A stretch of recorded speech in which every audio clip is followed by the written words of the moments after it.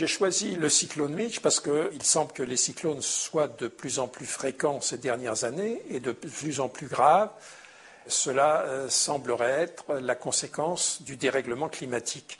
Donc c'était une des images qui permettait déjà de poser le problème d'une planète en mauvais état, d'une planète déglinguée. Le problème, c'est qu'elle n'est plus très vivable et elle est de moins en moins vivable pour nous.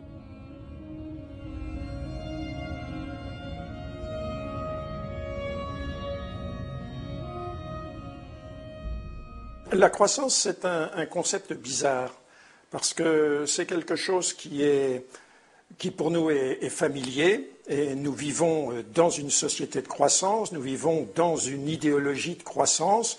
C'est une espèce d'évidence et en même temps, si l'on pose un regard sur l'histoire des sociétés humaines, c'est quelque chose d'exceptionnel qui n'est propre qu'à l'Occident et à l'Occident, disons, depuis 3 siècles, en gros, depuis ce qu'on appelle la révolution industrielle anglaise.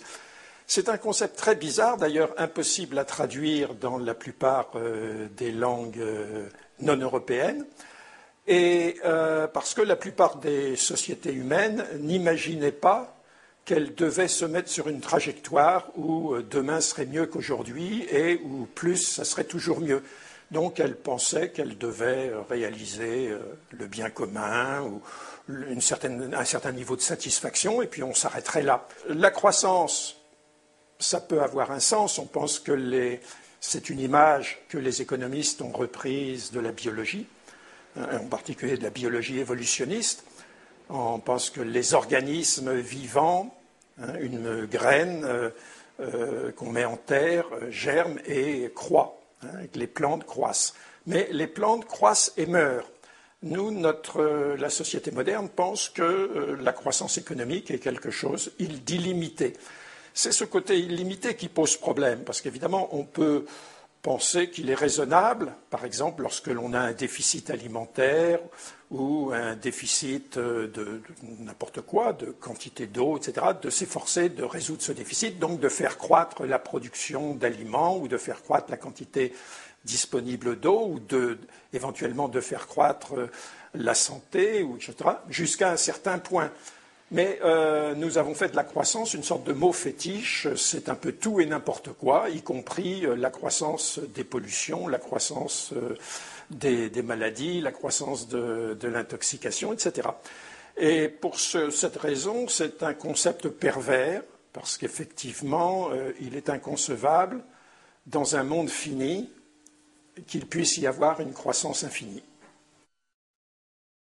Lorsqu'on évoque le terme croissance économique, on a un indice qui est devenu une sorte de fétiche aussi de cette croissance économique, qui est le produit intérieur brut ou le produit national brut par tête ou global. Donc on se réfère à un indice statistique qui est censé évaluer la richesse, mais comme on le sait, en fait, dans cette richesse, il y a un peu tout et n'importe quoi, y compris la pollution, et y compris les dépenses faites pour détruire la pollution, si bien que les catastrophes sont à la fois des bonnes nouvelles pour la croissance du produit intérieur brut, et les remèdes que l'on y apporte sont aussi des bonnes nouvelles. Donc ça, c'est cette croissance de la richesse mesurée par le produit intérieur brut est censée mesurer en fait quelque chose qui était une idée neuve en Europe au XVIIIe siècle, qui est le bonheur.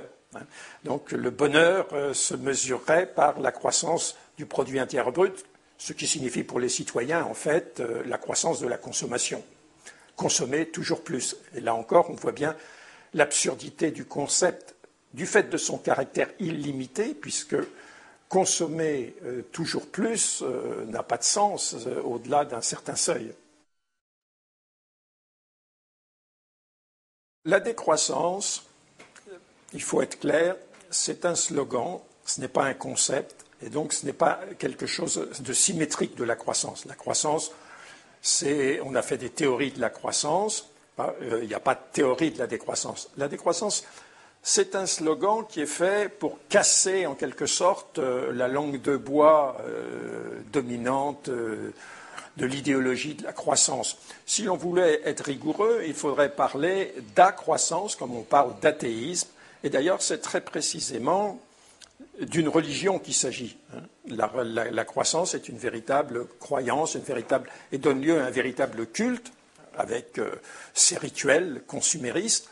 Donc, parler de décroissance, c'est vouloir dire, bon, une croissance infinie n'est pas possible dans un monde fini. Tous les problèmes que nous connaissons, écologiques, sociaux, culturels, etc., sont engendrés par la croissance. Donc il faut sortir de cette mécanique un peu infernale. Et donc le mot décroissance a un côté provocateur. Concrètement, une société de décroissance reposerait d'abord sur un changement d'imaginaire, un changement de valeur. Donc, la société de croissance repose sur un certain nombre de croyances, la croyance que l'homme doit toujours dominer la nature, qu'on doit toujours produire pour consommer plus et produire plus, etc. Qu'on doit travailler toujours plus pour produire plus, pour consommer plus, pour gagner plus. Bon, il y a tout un changement de valeur nécessaire, de mentalité, qui doit amener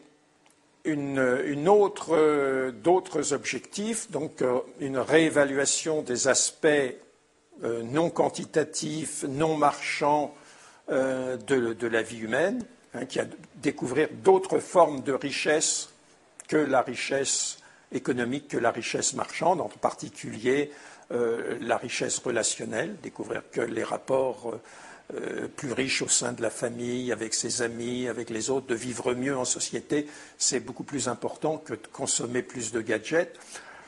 Restructurer évidemment l'appareil productif en fonction de d'autres formes de production, puisque ce qui est essentiel pour la survie de la planète, c'est de réduire ce que les spécialistes appellent l'empreinte écologique.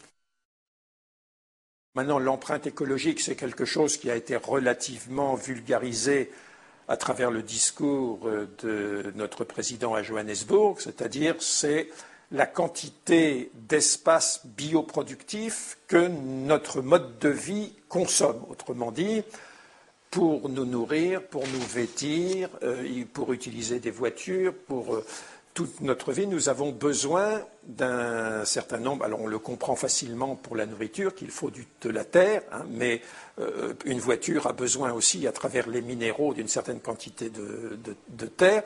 Et le recyclage de nos déchets a aussi besoin d'une certaine quantité de terre.